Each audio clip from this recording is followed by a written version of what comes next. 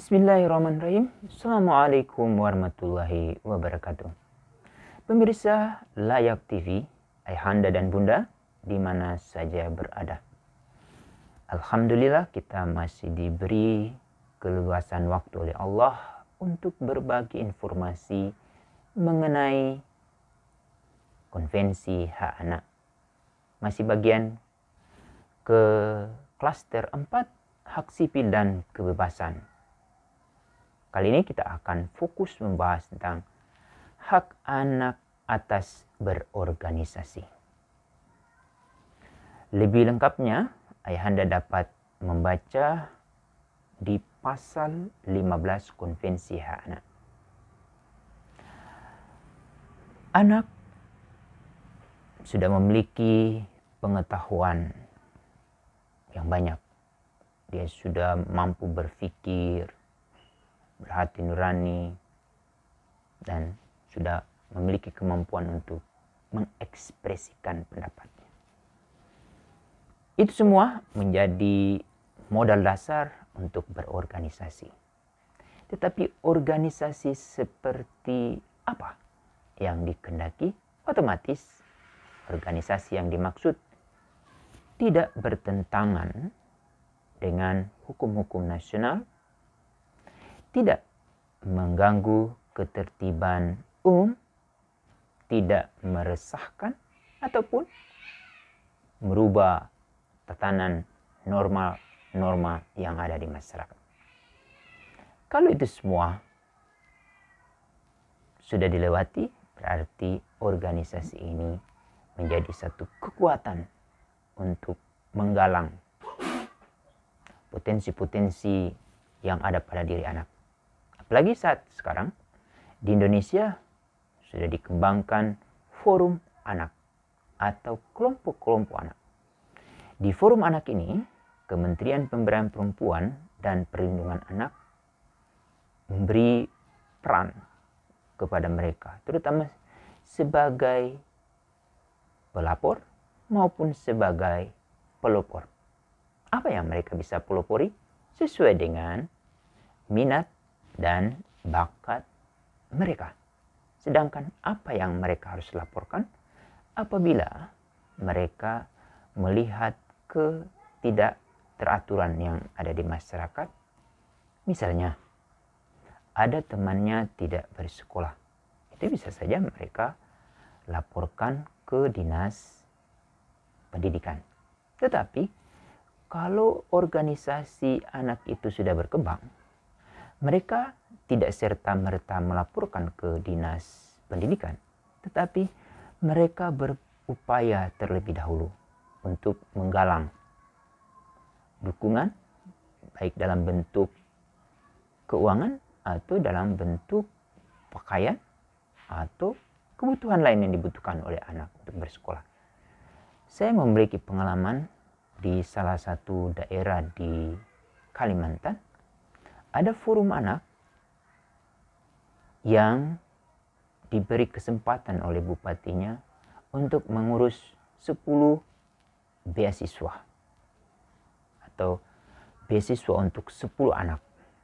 Oleh anak-anak ini, mereka tidak hanya memberikan beasiswa ke 10 anak, tetapi dengan daya upaya dan kemampuan mereka, misalnya mereka menggalang dukungan dari teman-temannya yang memiliki kelebihan, atau mereka membuat satu produk, lalu kemudian produk itu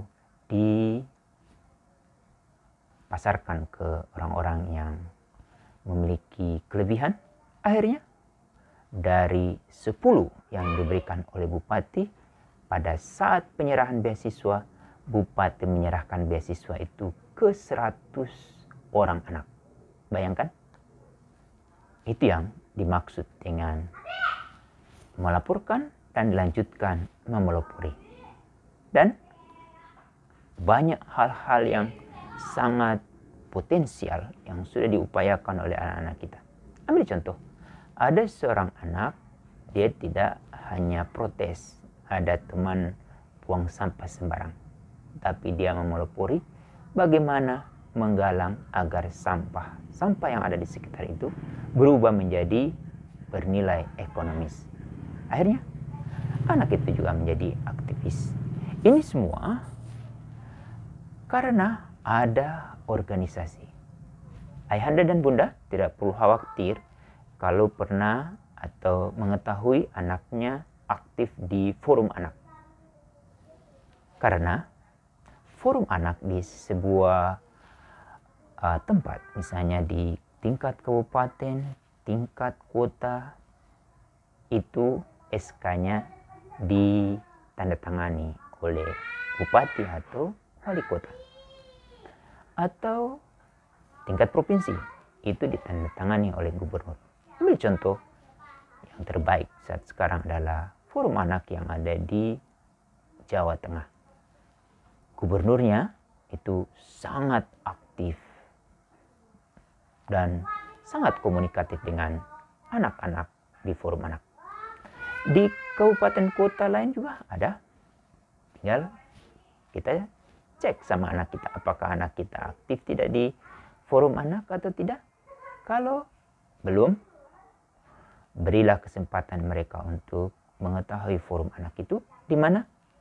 Di Dinas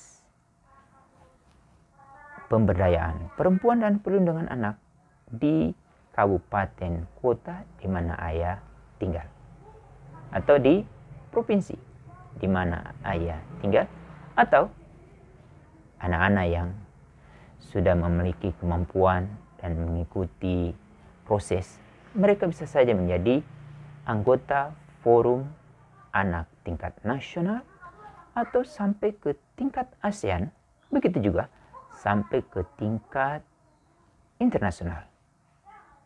Ada anak-anak kita yang mampu berbicara di level internasional, seperti anak-anak dari Bandung atau Jawa Barat, ada anak-anak dari NTT yang mempresentasikan upaya-upaya yang mereka perjuangkan di lingkungan di mana mereka tinggal.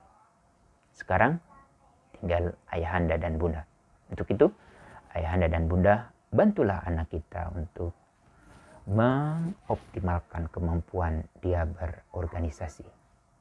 Ingat, dengan kemampuan anak berorganisasi ini, dia otomatis akan menjadi individu yang penuh tanggung jawab terhadap dirinya dan lingkungannya. Karena mereka otomatis tidak akan melakukan hal-hal yang kita khawatirkan. Karena mereka dilatih, dibimbing, didampingi oleh para fasilitatornya. Dan juga mereka dibimbing oleh para profesional. Tapi itu semua hasil produk dari ayah dan bunda yang sejak dari awal mendampingi, membimbing, dan mengasuhnya pada usia 0 sampai 8 tahun. Kalau 80% ini berhasil, insya Allah pada saat mereka masuk ke usia 9 tahun, lalu sampai ke 18 tahun, itu mereka menjadi individu yang penuh dengan keceriaan, penuh kemampuan untuk mengekspresikan apa yang mereka ketahui, lalu kemudian kemampuan mereka untuk berpendapat ataupun berkarya, tapi yang paling penting mereka memiliki empati terhadap temannya, lingkungannya, daerahnya, provinsinya, negaranya, dan dunia yang diinginkan adalah dunia layak. Selamat bagi ayahanda dan bunda yang memiliki anak aktif di organisasi. Bagi yang belum, mari kita dorong anak-anak kita untuk berorganisasi sehingga mereka menjadi individu yang penuh tanggung jawab. Demikian, kita lanjutkan sesi berikutnya masih di bagian klaster hak sipil dan kebebasan. Demikian, Assalamualaikum warahmatullahi wabarakatuh.